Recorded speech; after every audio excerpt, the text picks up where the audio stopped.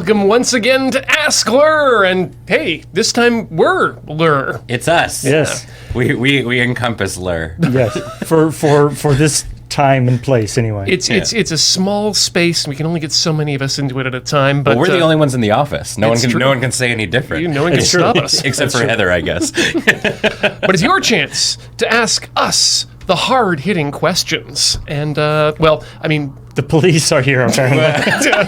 okay. Thank you I didn't do it. That's my answer.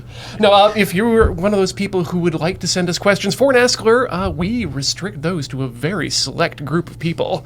Those of you who are members of our YouTube family, I guess. Is that what it's called? YouTube memberships. YouTube memberships. I was like, oh, you said member earlier on in your sentence. How are you going to bring this home? Yeah. Members of our YouTube membership program on YouTube.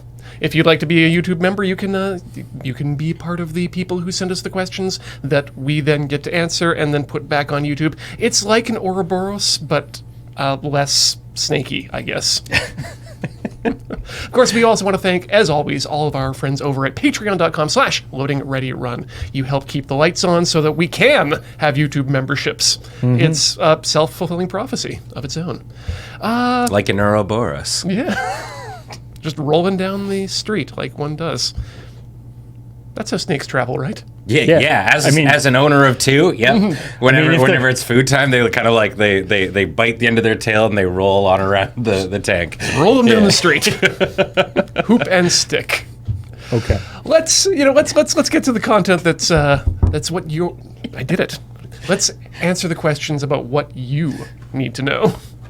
Starting with Mr. Twansel, who asks us, Paul. I guess Paul is asking directly you. What do you do behind the scenes? Nothing. Yeah. He doesn't actually show up. We always say that Paul's here. I've automated myself out of the system. Yeah. In addition to, there's a certain amount of stuff, the uninteresting owner of the company stuff, the sort of administrative stuff that everyone hates. Well, the actual business. Yeah, the actual business stuff takes a fair amount of time. But in terms of the actual stuff that has direct impact on the videos that we do, I primarily am doing a lot of stuff in terms of the overlays and sort of the technical setup. The overlays in terms of what the stream looks like, and then also how everything hooks together, and making sure that for instance the audio from the stream PC can get to the right place and all that kind of stuff, and hopefully setting it up in a way that makes sense to other people. I mean, that's really the key. That's really the trick here, right? Is that a lot of the Loading Ready Run crew have their own streaming setups at home that are all different and all set up the way you like them and make a lot of sense to you. But of course, here at the office, we have to set it up so that it works for everybody. So we sort of have to have a something that it doesn't have to have me or somebody else come in for every stream to okay, this is how it's set up. I have to make sure it's all so. We try to make it as turnkey a solution as possible. I honestly, I don't think it's unfair to say that at least a few of us, I think, have streaming setups that are probably fairly closely modeled on what's been set up here, just as a base. Yeah, I noticed that a lot of streamers and whatnot don't use they don't have intros. For their stream, it's that you have your coming online screen, and then it just goes straight to a booth kind of view. And the whole concept of me doing intros at home was purely from LRR. I was I need to. This is a thing that you do when you stream, right?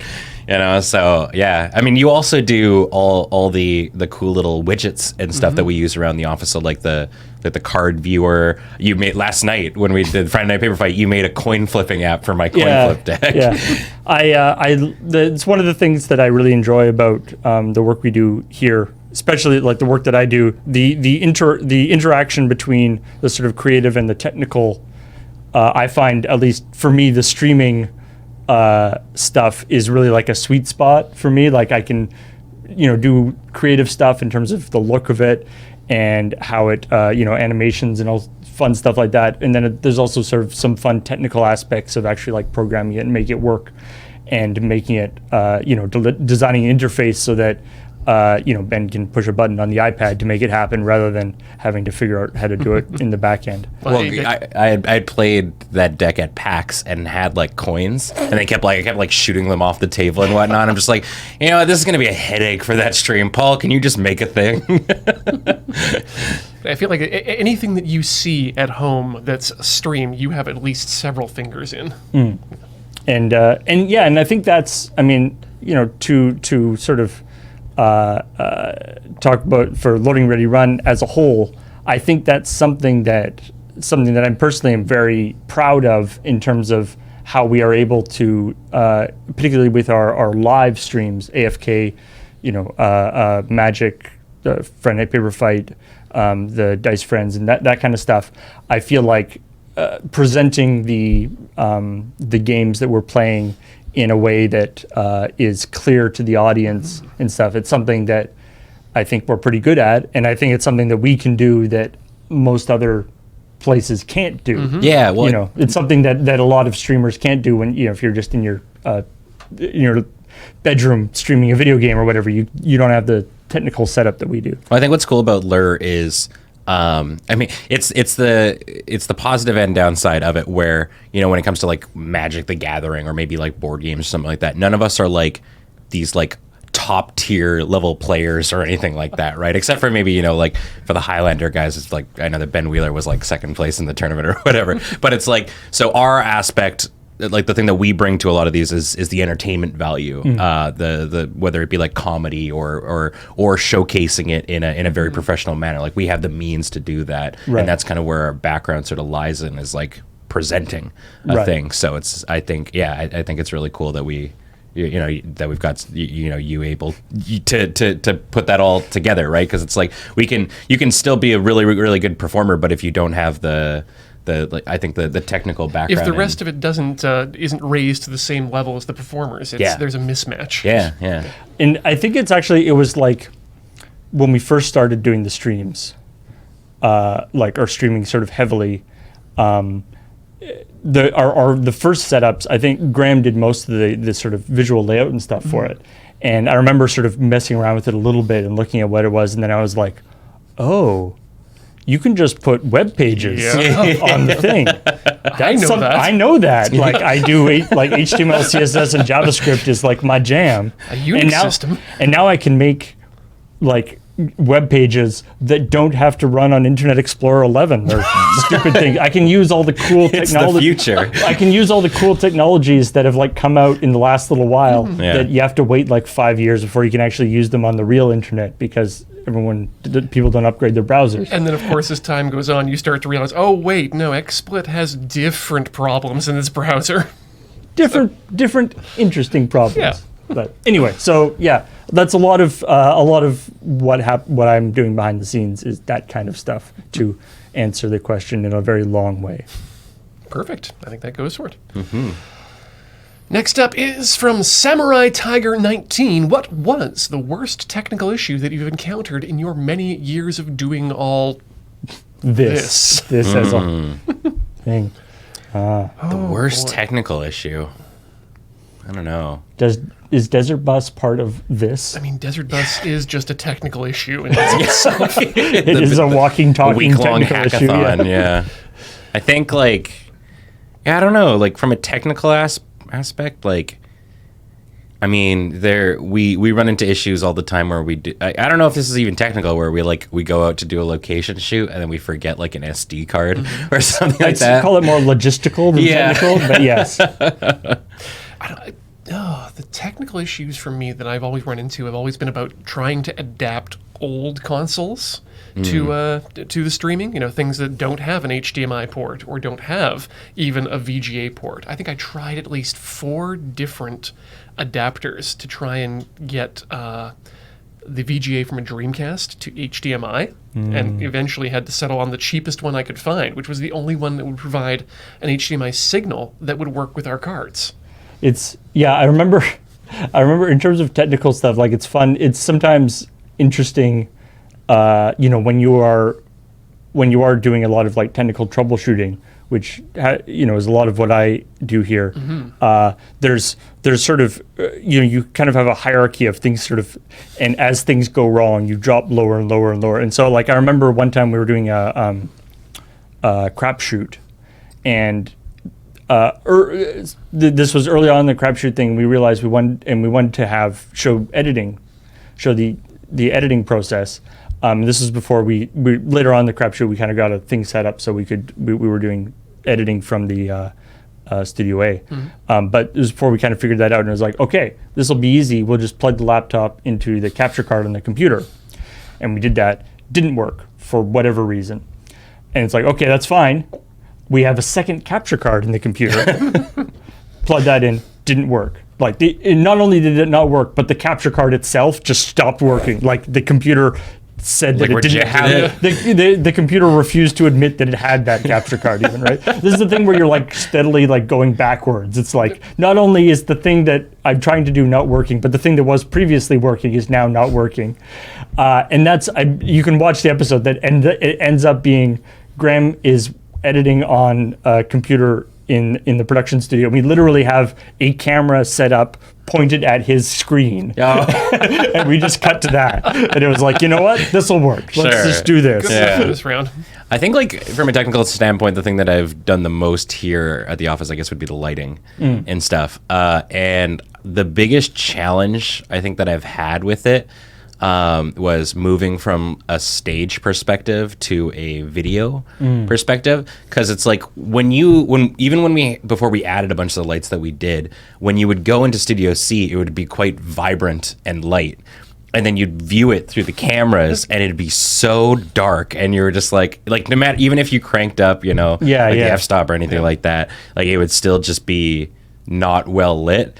And then trying to balance that with being like, well, okay, we'll get some brighter lights, but then as soon as you go up in like you start getting brighter lights and stuff like that, then you start creating more heat, which means that these need fans now, and then now you're making too much noise, right? It's like I remember there was the desert bus that we did in the office. Right, we got some great lights. Yeah, that were so loud, and they were clearly meant to hang, like 20, 30 feet up in the air in a grid, right? Yeah. So that was a major challenge, was finding like enough. Basically the answer to it became volume, and we just like got more, and then we also brought in like varying kinds of like floodlights and kind of mixing it, matching. Yeah, and learning these aspects of like and also the cameras tend to have sort of higher contrast. Yeah.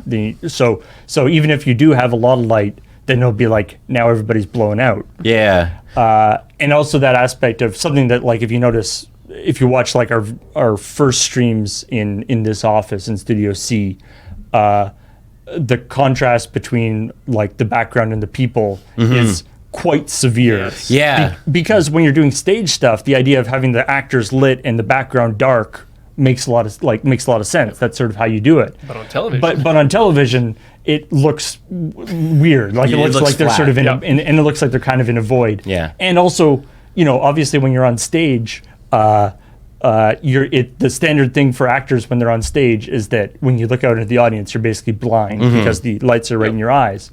And for the performers, when we're doing Studio C stuff, that's not great, especially if they're like want to read the chat or whatever. And it's just like weirdly overly intimidating to have these big lights with black void behind them. Yeah, so it was you're a just like hanging act. out and playing video, playing games. So yeah, that balancing. Yeah, because I think that was something that we discovered too, because like when we got those lights, that was also when we got those Blackmagic cameras, I think too, and you had figured out that like that was the number one concern, was people saying that they were darker. Yeah, the black, and they are designed as like a studio thing, which has more. They are not great in low light. So the trying to figure that out, the balance that. I think we're in a pretty good spot now. Yes, yeah. But it's taken a while to figure it out. Yeah, of the annoyances of that, it certainly has been finding out which monitor is truest to what is going out and stuff, because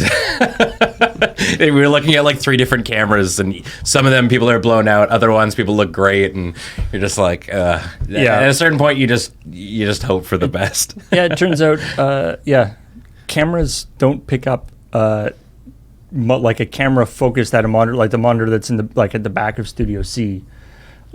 Is deliberately we have it deliberately set up so it's like not good in terms of the color because that looks better on when a camera is filming it. Yeah. But if you try to actually like color balance with it in real life, it's terrible. Yeah, you'd think that all this would be a solved problem. That like, you just need to look up the right setting. Turns out that everything that we're doing nothing is designed for what we do.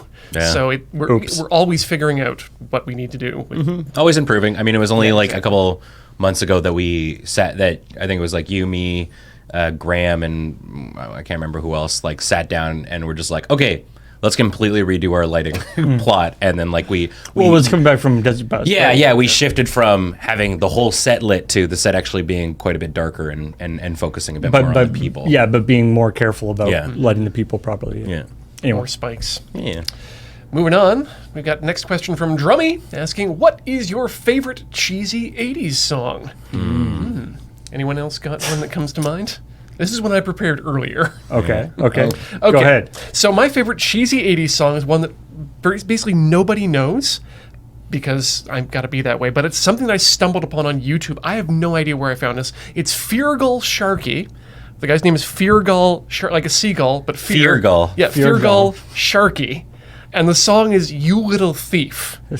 And it's unfortunately we won't be able to actually like play a clip for you, but you can find it because apparently it's on YouTube. You have to look this up because it is the most that song, that music video was made in a room where cocaine has just been aerosolized. There's gas everywhere. There's these groups of people marching up and down this triangular pyramid of steps, holding trombones and just going out just and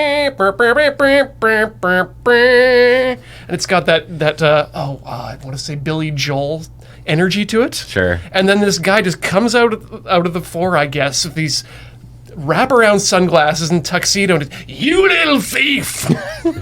You little nightmare. What is what genre is it? Is it like pop? Oh, it's super pop. It is the most 80s pop you can have.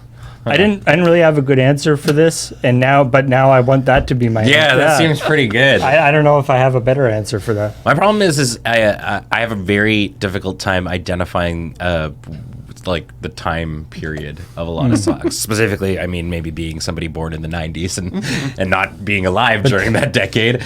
But like I grew up on a lot of like my dad was like one of those dudes who he is very much like a classic rock kind of guy, very very classic dad. And like to the point though where he was like he was going to like Kiss concerts and like full makeup and, and all that kind of, like my dad was like that kind of guy. Which one did he go as? He's a pretty big Ace Frehley fan. Yeah, I mean nobody likes Gene Simmons.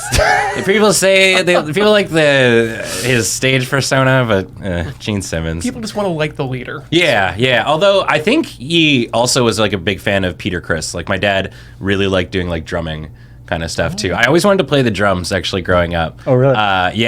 But none of my parents were like, we're not listening to that. Like we don't want a drum kit in the house. It's a tough one. It is, right? Parents, and it's just like, so I went through so many instruments growing up too, because like, but it was like I never stuck with them. Like first I started playing violin, and I was like, this is boring. I hate violin. But you know, it'd be way cooler, cello. And I played cello for like a year or two, and I stopped doing that. And then I think it was. I feel like cello cooler than violin is like not usually the marketing for cellos. No.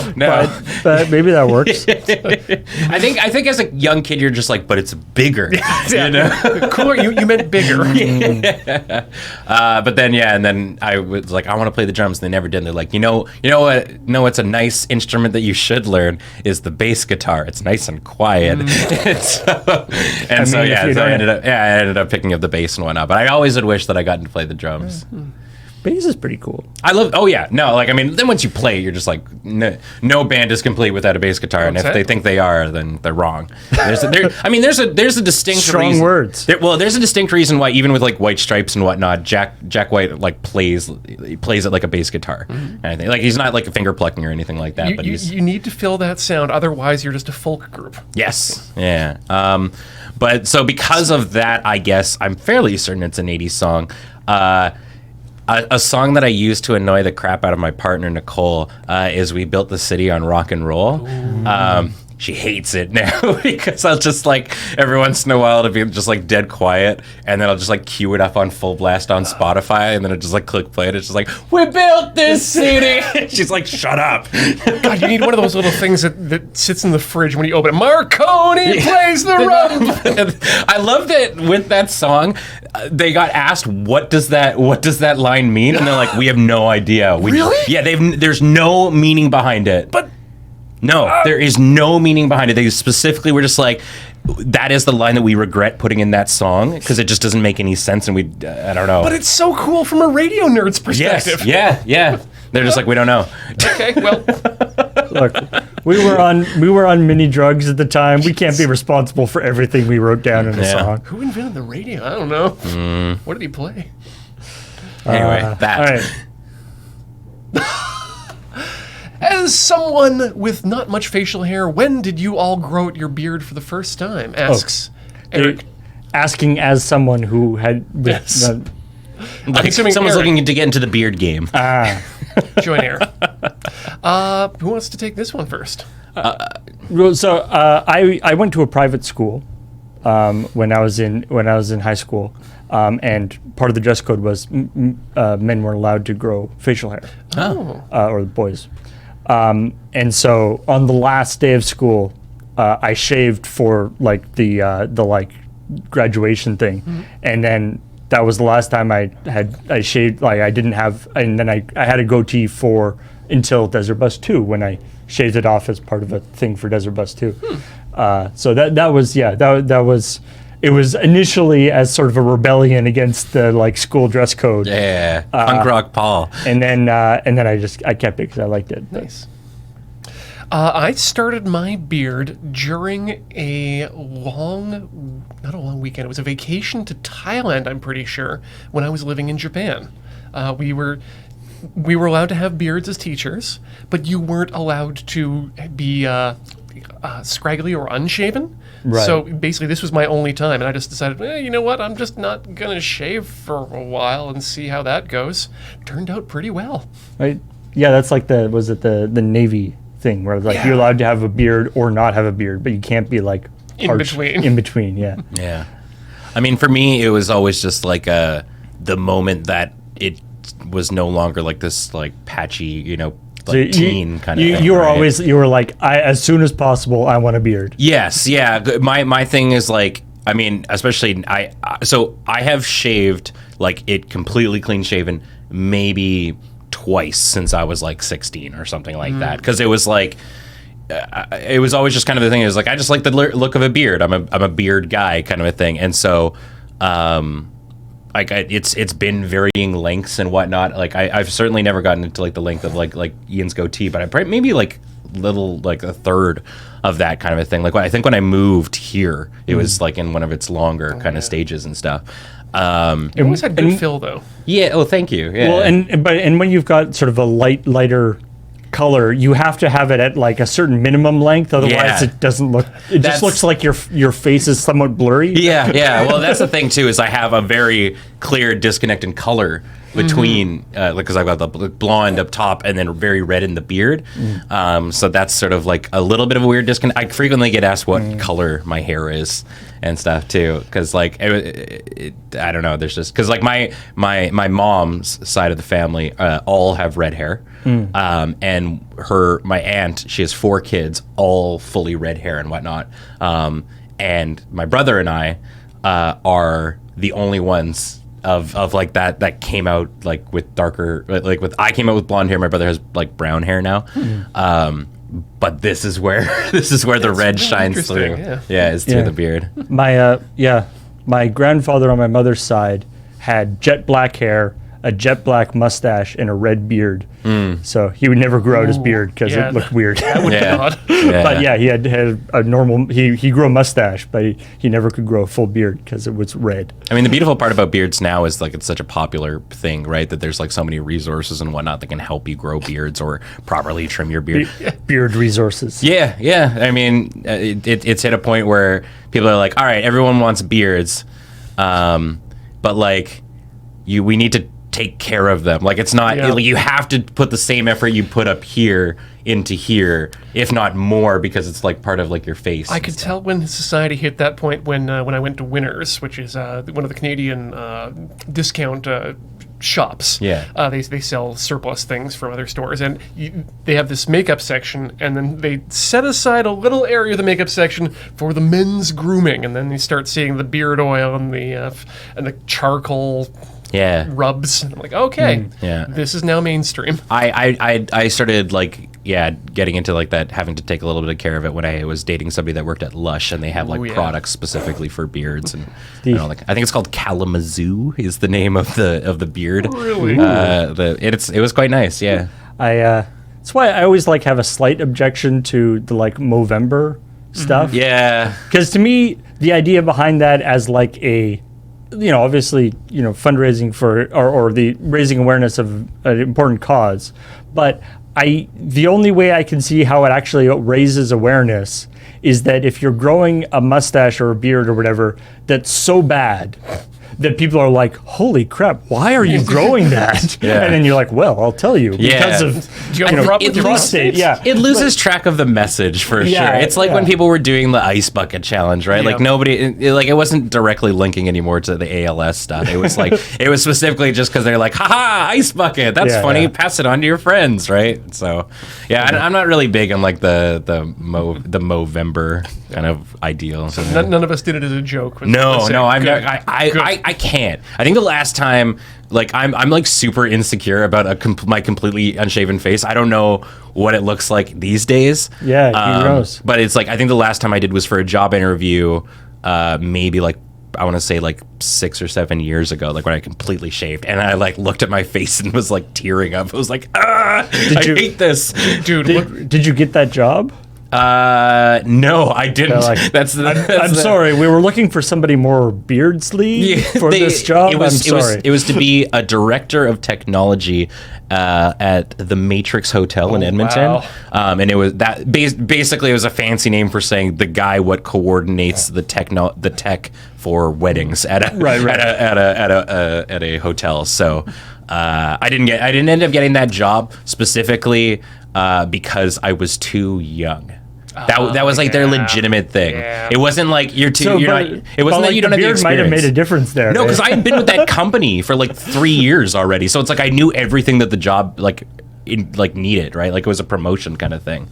But they were just like, yeah, like unfortunately, I think you're just too young, and it wouldn't be it would not be a good like forthright kind of thing to be like, here's our director of technology, this 22-year-old, right? I don't know. It seemed like a pretty bullshit kind of thing. But if you ever feel bad about your naked face again, just go look up my file photo in the Lure wiki. It's me just post the desert bus where I shaved the head with no. I look like a homunculus. like if we put like the thing in, or you're talking, I just like, or you're talking like Full Metal Alchemist, like green. No, I mean I look like a homunculus, like a man that was just like been formed out of clay into a head. Yeah. No. The secret behind the beards is that it's actually just like very cheap plastic surgery for people who it's like, I don't like the look of my chin. Yeah. Make it bigger. Yes, my chin will be longer and different shape. Yeah. All right. Next up, asking Ian and Ben from Thomas Hederman. I got the question here. Sorry. There we go. Yeah. Was there any strange adjustment when you moved from Alberta to Victoria?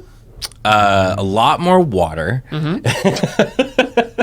like outside. Yeah. In Alberta it's very well rationed. You can only have exactly your 8 cups a day and then no more. I guess you weren't, living by the ocean before. No, very landlocked. The humidity's nice. Yeah. I don't know. Was there anything big for you? For me, I think it's terminology that's weird. Sure. And you think, and it's strange because we're all Canadian and we're literally next door neighbors in terms of provinces, but it's little things like strata as opposed to condo board.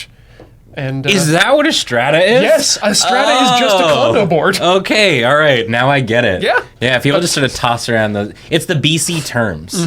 Difference in like healthcare and stuff like that. MSP? Yeah. Ben's like, maybe I shouldn't have thrown out that letter I got. I was like, I don't know what you're selling, strata, but I don't need it here. I think a big thing for me was that Edmonton is a very spread out city, right? Like the downtown is actually relatively quite small in Edmonton, despite having all the room to make it bigger. And I don't know how it is now, but when I was working there, there was a period of time where it took me an hour and a half to 2 hours to get to work every day because I took the bus, and I was like in like Capilano in like South. Edmonton, yeah. Southeast, yeah. Just like right on the fringe before you leave to Sherwood Park. Yep. Like I was living like right beside Baseline Road. And only people from Edmonton or Alberta can't understand anything of what I just said. And then I worked in the industrial area kind of by West Edmonton Mall. It's like you're taking right across the Yeah, city. yeah. And so it would take me like an hour and a half to get to work on like on a good traffic day. And now in Victoria, it's like a 10-minute walk to wherever I need to go. Or the bus system the city is so well laid out that they don't even give transfers for buses, right? Because the bus will just take you the 10 minutes to where you need to go, or the 30 minutes or whatever. They do transfers here. Do they? Really? Oh, I thought you only got the one ticket. Oh, Heather's about to weigh in here. I don't know if this is my right mic, but they stopped doing transfers a while ago. Aha. They used to do them. They stopped doing them. Now you pay for an amount that gives you a day pass. Oh, that makes sense. Well, I used to go on the bus like all the time, and I got transfers all the time. But I guess I haven't needed them in the last little while. But the adjustment period of this has come to the point, though, now where they're just like, all right, we're going to go on a drive. It's going to be like 20 minutes. I'm like, 20 minutes? And it's like, that sounds like forever away. It's like I have a friend that I have not really hung out with since I have moved to the island that lives in Langford. Yeah. And I'm like, oh, Langford. And Langford's like, but now I actually go there frequently because that's where Nicole's parents live. But it's just like, I'm like, Langford, that's forever away. And it's only like 20, 30 minutes. I'm the best tech person. I think I turned my mic off when I talked. So, you know, Perfect. Yeah. good here. It's a weird, like I've lived obviously in Victoria all my life, right? And so it seems normal for me, but like I've never driven, like I don't have a license. And a surprisingly large number of the Loading Ready Run crew don't have licenses. Those of us who live, I mean, but you live somewhere where I would have expected you would have a license. Yeah, no, it was one of those things where I actually had enough friends that had vehicles that I could just bum a ride off of any of them, and it actually worked out quite well because of my friends. I was one of the few that actually had a job. Like as soon as I was like 15 or whatever, I started working because that was around the time where if you wanted to continue playing hockey, you had to start doing like junior and like trying out for teams and stuff. And I was just like, I don't really want to do that. So my dad was like, being the single dad who needed to get his kids to do something so he didn't have to look after them, was like, okay, if you're not playing sports, you have to get a job. So I started working, and it got to the point where it was just like, I was like, I want to go here. I'm going to call my friend and I'll be like, I'll buy you McDonald's if you come pick me up. And he's like, okay, cool. Cause like, I didn't have any rent or anything to pay. So it was just like, I would bribe people with food to drive me places. It was like Uber before. Yes, exactly. It was like a personalized taxi service. And now how I've worked it out is, I'm dating somebody that has a license, and I'm paying for the car. So it's just like, it just works out in that way. But I think that's been the major adjustment. It's just like everything's within walking distance, a very different climate. I've gotten to the point too where I think I've become weakened to the cold. I used to be such a person that was like minus 40. I'd walk out in like a t-shirt. Come and be like a marshmallow. Like the rest. I was like minus 40. Step outside. I'd be like, haha, this is fine, right? And now it's like 10 degrees. I finally understand what it means by a wet cold. Oddly enough, also I think I definitely visited Vancouver more when I was living in Edmonton. than I have since I moved here. Yeah, that's a good point. Actually, I think it's the same. I don't often go to Vancouver. Yeah.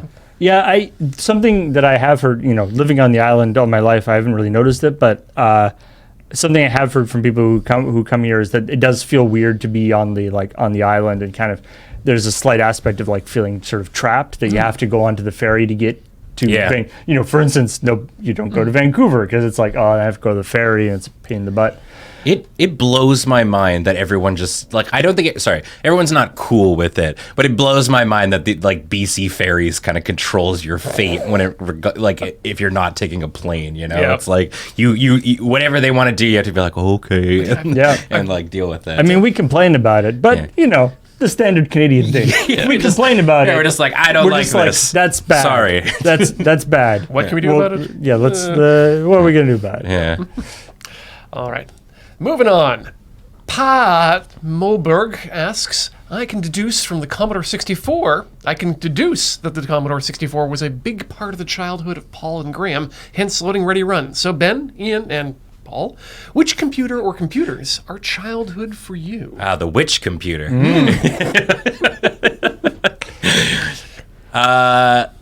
Did you want to do your answer right away? Yeah, I can bang this out here. My first computer as a child was an Apple IIc. That said, it was very soon after getting the Apple IIc that I saw at a parent of a friend's house the first Macintosh. And they had a screensaver that did fireworks. Ooh. And that is a computer.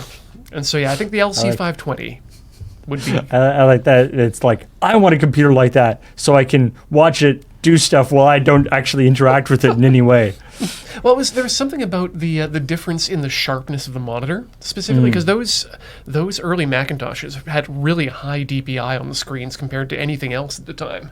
And, being a sharp, crisp Trinitron. And then I moved to the LC520, which had a Sony Trinitron monitor, and again, extremely sharp, not at 1080p, but 1024 by 768 resolution, and it's like this is it felt like the future at that point. Yeah. I think mine would also be a computer in that realm too. I very vividly recall like Windows 95 being my first operating system. Yeah. I had like a ColecoVision and stuff like that. But yeah, Windows 95 was like the first kind of like fully driving force into like gaming and whatnot that I did. My dad, being a single parent who was also just like a huge old nerd, he was very into like ripping games and stuff like that. So we actually had like much like a card, like the 4-slot card box. We had a wooden box like that kept all of our floppy disks inside of it, and he ripped pretty much the entire MAME game library of the MAME game systems. And so my brother and I just had MAME games that we would play. Nice. Yeah, on floppies and whatnot. So that was a big part of there. My brother and I definitely played a lot of like Heroes of Might and Magic and stuff. Those were kind of our like really first big games and stuff. We used to do like, the hot seat where we'd do our turn and then we'd click go, and then we'd get out of the seat and be like, it's your turn, and then they'd come back in. And, but you have to go away so you don't see what so we don't see what they're doing and nice. stuff. Yeah. I'd say that was a big thing of it, was sharing a computer with a sibling and stuff too.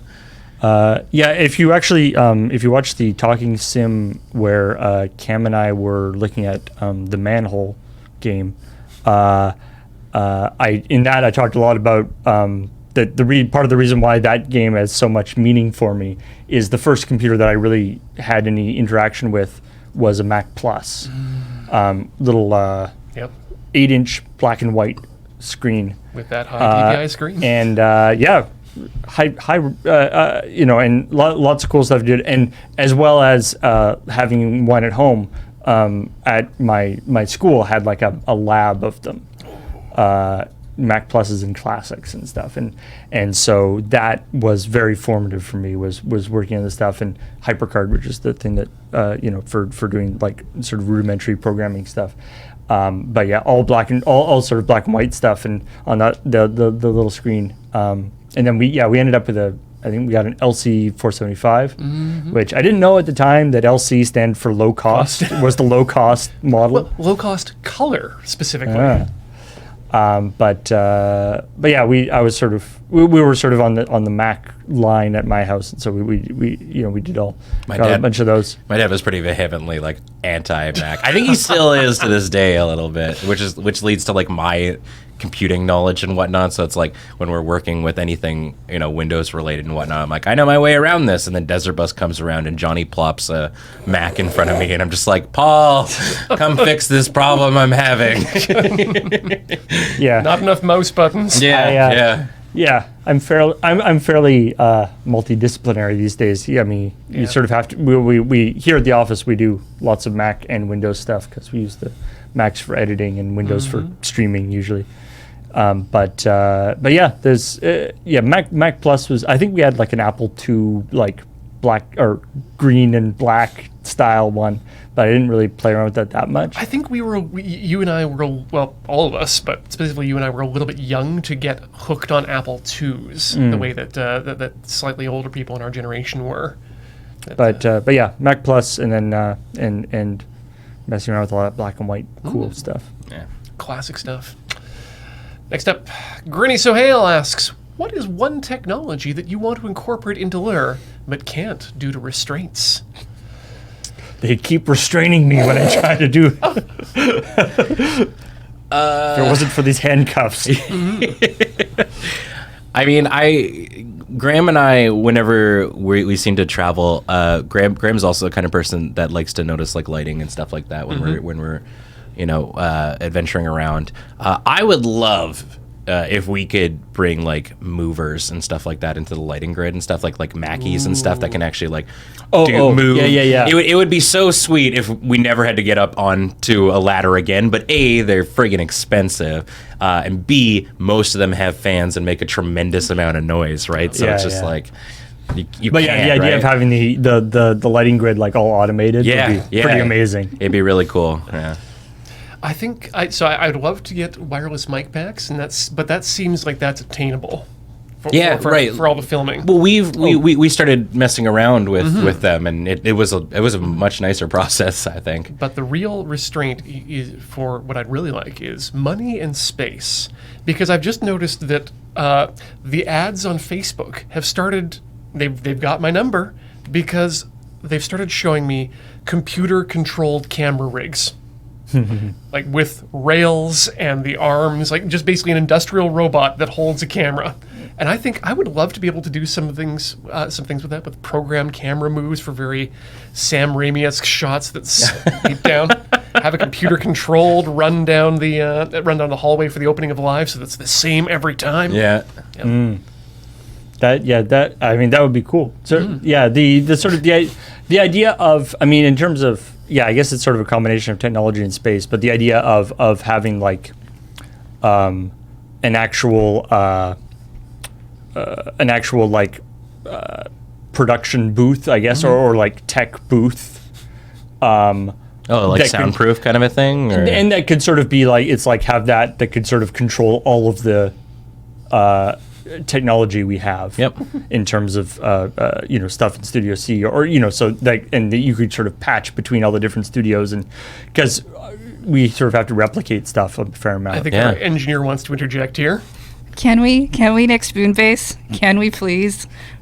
Or maybe a sound voice recording booth, so for all of our VO never has to have people in the Moonbase completely quiet ever again. Yeah, and then we make the new like actual video game streaming office just like a completely soundproofed box somewhere. Yeah, so Alex or Adam can yell forever and with never, its own, and we like, never have to tell him to shush. Yeah, with its own like internal like HVAC system and stuff. Yeah. Actually, I do want to change my answer. Okay. Oh, yeah? Because, the computer-controlled cameras are good, but what we really need, and I think what we could really use, is we take Studio C, just gut it, remove everything, and install one of those LED 360-degree screen technologies like what they use on The Mandalorian. Okay. Yeah, are you not aware of this? No. Okay, so these are screens that are basically LED projectors, so that they're not just projecting background; they're also the physical lighting Really? And they use the Unreal Engine to basically put together scenes That's that they shoot wild. again. And it means that they can do some practical effects in terms of models that's in the middle of the room for them to interact with, but everything in the background is just pre-generated, and it saves wild. so much time. Yeah. So yeah, it's sort of like green screen, but actually there for real. Yeah, but practical, yeah. And so that. Let's do that. let's get do that. just to replace all the shelves with digital things. You can change them digitally. It's our next Patreon goal. All right. The goal is just that thing Ian said. Yeah. IKEA would have a fit. Pinball Witch asks, Paul, is there any particular reason you don't use social media? Because I'm not that. I don't have anything in particular that I want to tell everybody all the time. And I see a lot of I feel like I see a lot of the downside of it, especially, talking like Twitter and stuff. There's, I have strong opinions about the idea of affordances, if you're talking about informational design, and that basically a lot of the problems that people have with social media and with Twitter and stuff is a fundamental outpouring of or a fundamental result of how Twitter is designed as a service, in that it's basically designed as like a perfect tool to create these sort of tempest in a teapot big problems,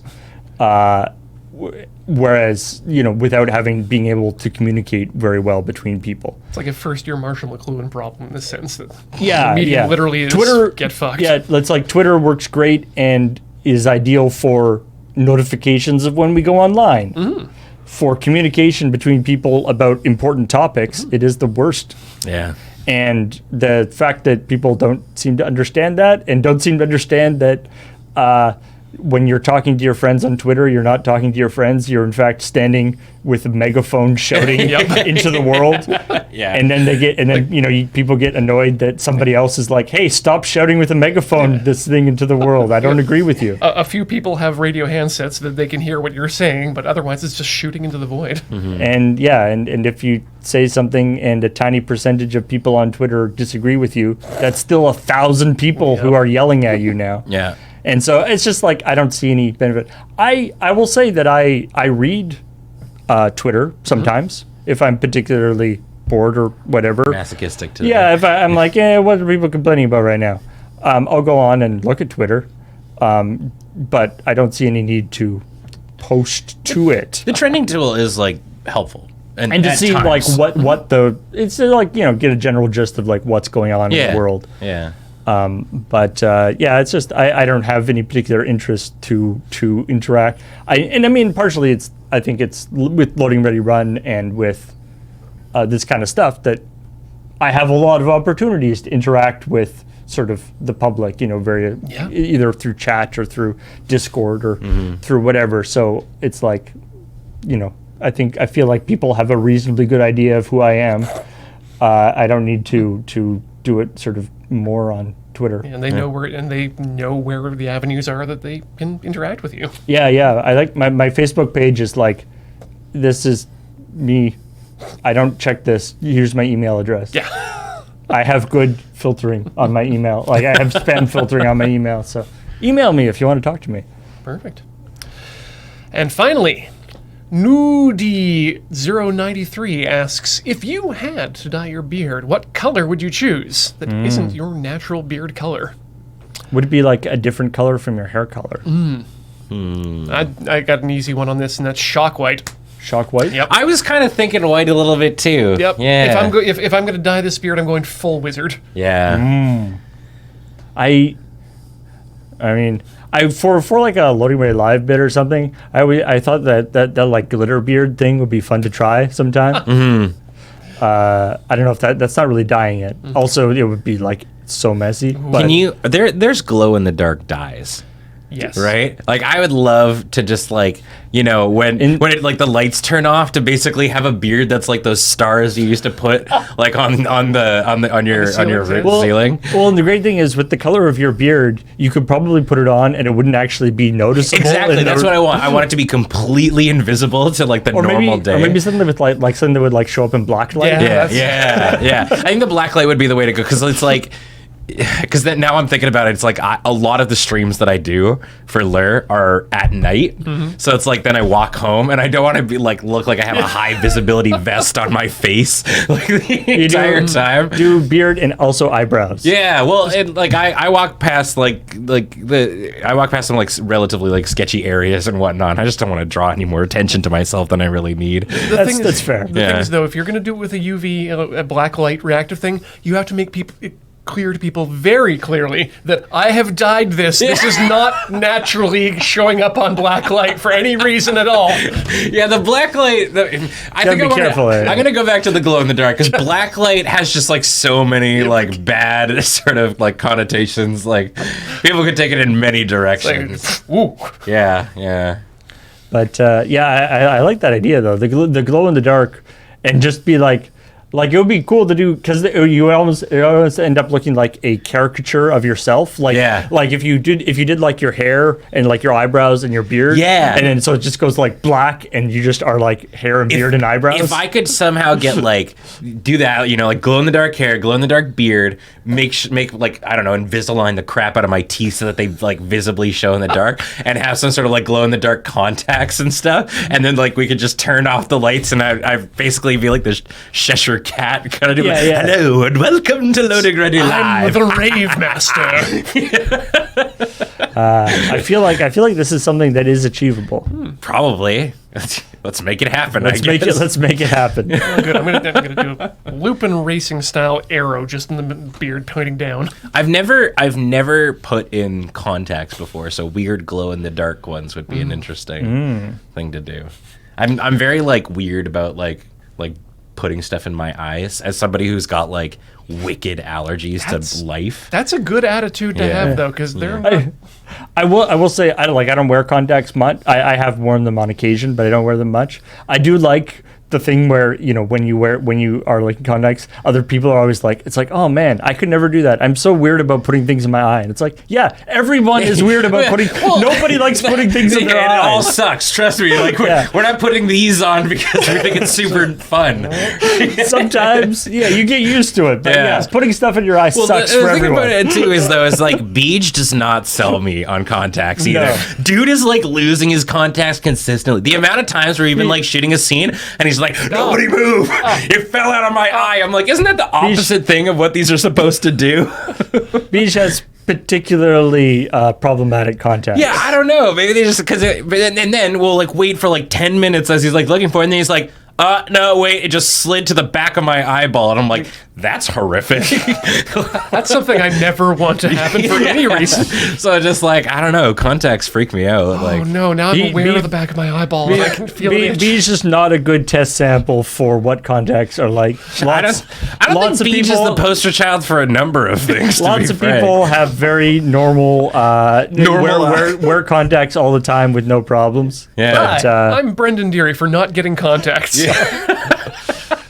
But he's got special eyes. I didn't really like the experience of contacts myself. But I just never think of there's never been a day in my life where I've woken up and said, I should put something in my eye and keep it there for a few hours. I don't know. If I can just, you know what? Have you guys simply thought of not having vision problems? I have. Oh yeah. Yeah, there you go. There we go. This sucks. Falls off a cliff. No, I'll likely end up with glasses. My dad started wearing them as well. I think it all deteriorates. Well, it's a hip and trendy thing. Yeah. I think my next thing is I'm pretty certain I'm gonna go bald. I think I'm guesstimating around like because it's already like thinning a bit here. I think in about 35 is where I'm gonna have to make that decision. If I like go the Ian route, because I definitely am gonna be that dude that's like bald up top with the beard kind of thing. There's a great sketch I saw one time that was like, hi, I'm whoever, and for the new for balding men, shave your head and grow a beard. It's this still works. Yeah, it's like I'm. It's like rather than try to like keep the hair. Yeah. Yeah. But anyway, we should probably end it there. I think that's going to do it for this round of askLRR. Want to thank, of course, those of you out there in Patreon land, patreon.com/LoadingReadyRun. Thank you for your continued new and other support. Just thanks. You're doing good. Thank you. And if you would like to submit questions to us in the future and find out when we're going to be doing another one of these, you can go and become a YouTube member of YouTube memberships, specifically the Loading Ready Run YouTube memberships at youtube.com/LoadingReadyRun. Yes. They don't make that easy to say, do them? No. Become a join the YouTube membership program. Yeah. Look at our member. Not a proprietor. What's the word I'm looking for? Progenitor? Yeah, become the progenitus. I mean, you can't say subscribe because No. that's a different thing. Subscribe has a very specific meaning in YouTube parlance. Mash that member. People are saying punch the bell now. That's a YouTube thing that I've been hearing. Yeah, because you don't get notifications anymore unless you hit the bell on a YouTube It sounds channel. like a Philadelphia thing. Yeah, punch the bell. Just crack that Liberty Bell, baby. We'll see you next time. Thanks.